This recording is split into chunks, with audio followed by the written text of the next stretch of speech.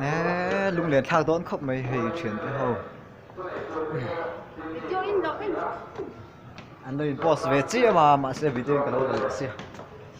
sáng thì sống thì Christmas anh đi lâu cùng lưới thả đi cùng lưới thả đi video lạc cho nên selfie cho nên step tới hi lê gió cả thiểm tới hi ngay chuyện à các cháu chắc rồi mà đi anh đây cặp bè khánh rất đón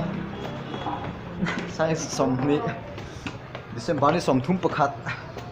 hui ha chị sao mình cần khánh về đây ta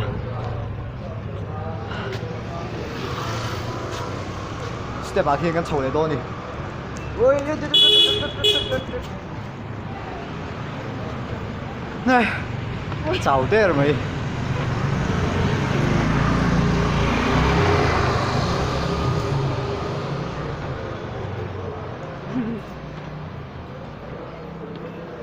anh nghe soi ngó kiếm cái tuần khi calfal bi sẽ bắt thằng gì đó